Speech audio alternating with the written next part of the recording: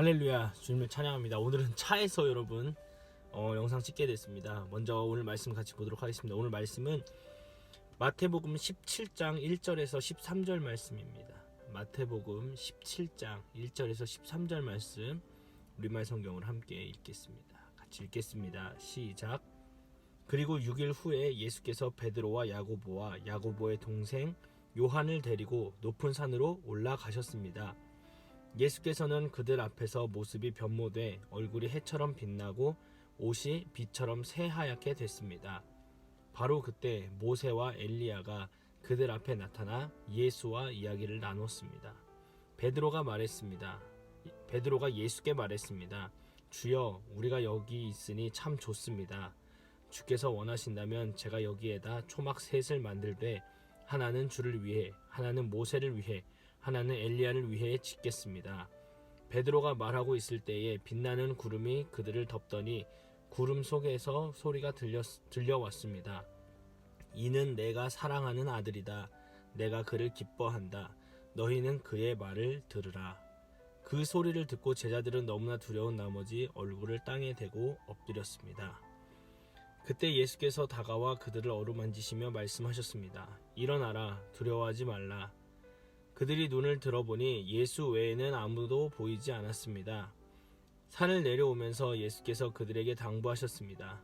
인자가 죽은 사람들 가운데서 다시 살아날 때까지는 너희가 본 것을 아무에게도 말하지 말라. 그러자 제자들이 예수께 물었습니다. 그런데 왜 율법학자들은 엘리야가 먼저 와야 한다고 말하는 것입니까?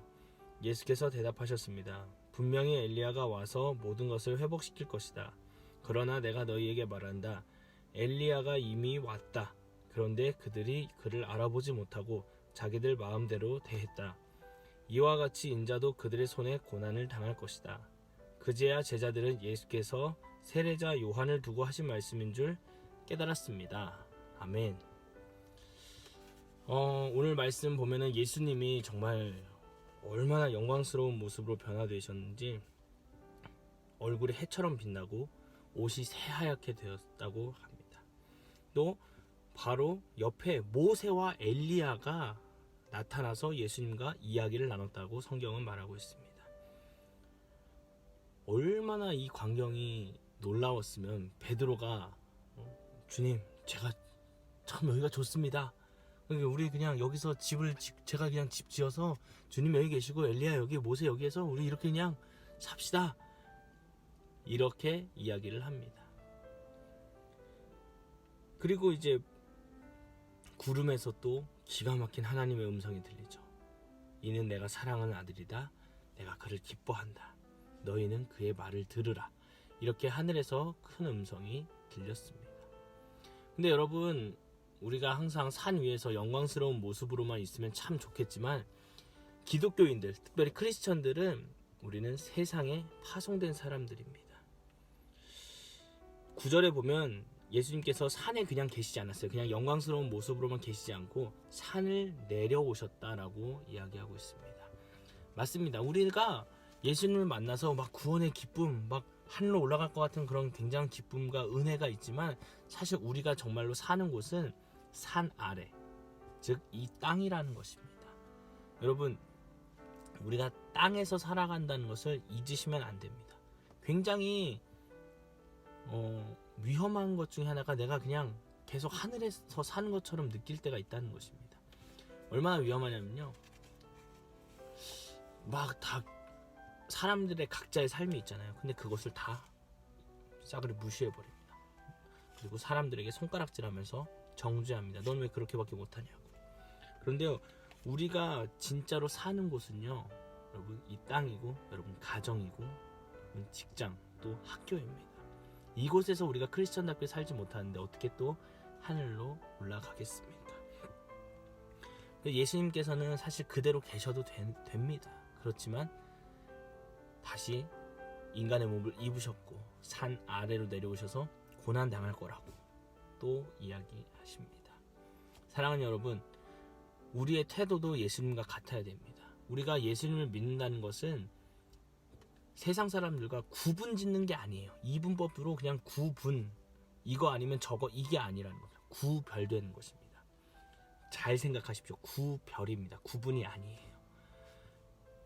우리는 구별된 삶을 살아야 되지 구분된 삶을 살면 안 됩니다. 오히려 구별되지 못하고 구분되는 삶을 살 때는 여러분 손가락질 당합니다. 세상 사람들 예수 믿는 게 왜 저러냐고. 구별되잖아요. 역시 예수 믿는 사람 다르다. 거룩한 구별이 믿는 사람이든 믿지 않는 사람에게든 거룩한 구별은 영향력을 미치게 되어 있는 것입니다. 그래서 그 자리에서 우리가 아직 하늘나라 올라가려면 조금 시간이 있어야 되잖아요. 그러니까 이 땅에서도 하늘나라를 이루면서 살아가야 되는 것입니다. 예수께서는 산에서 내려오셨습니다. 우리도 여러분 오늘 이것을 기억을 해야 됩니다. 예수님께서 그냥 산에만 계신 게 아닙니다. 영광스러운 모습으로만 계신 게 아니라 인간의 몸을 입으시고 고난 당할 자리에 그대로 계셨습니다. 여러분, 여러분의 자리는 어디입니까? 여러분이 속한 곳은 어디입니까? 학생일 수 있습니다. 자녀일 수 있습니다. 부모일 수 있습니다. 직장인일 수 있습니다. 여러 가지 역할이 있습니다. 그 안에서 여러분 하나님의 그 영광된 모습을 하늘에서부터 내려오게 해야 되는 것입니다. 어제의 말씀이었던 걸로 기억합니다. 네가 땅에서 매면 하늘에서도 매일 것이고 땅에서 풀면 하늘에서도 풀릴 것이다. 이 삶이 우리가 땅에 있을 때 일어나는 일이라는 것입니다. 하늘에 있을 때 일어나는 일이 아니라는 것입니다. 사랑하는 여러분, 오늘 기억하십시오. 여러분이 있는 그 자리에서 하늘나라가 임하기를 기도하십시오. 그리고 저도 기도하겠습니다. 그래서 구분 짓는 것이 아니라 이분법적인 그냥 구분이 아니라 그 자리에서 구별되어서 하나님의 나라를 보여주는 여러분의 삶이 되기를, 오늘 하루가 되길, 그리고 여러분 집에 있을 때도 가정에서도 하나님 나라가 임하기를 기도하시고 구별된 삶을 갈망하는 오늘 하루가 되길 예수님의 이름으로 축복합니다. 기도하겠습니다. 하나님 감사합니다. 우리가 구분되는 것이 아니라 구별된 삶을 살게 주님 도와주십시오. 그래서 하늘 나라를 이 땅에 풀어내는 사람들로 또한 사용하여 주시옵소서. 오늘 하루 주님께 올려드립니다. 예수님의 이름으로 기도했습니다. 아멘.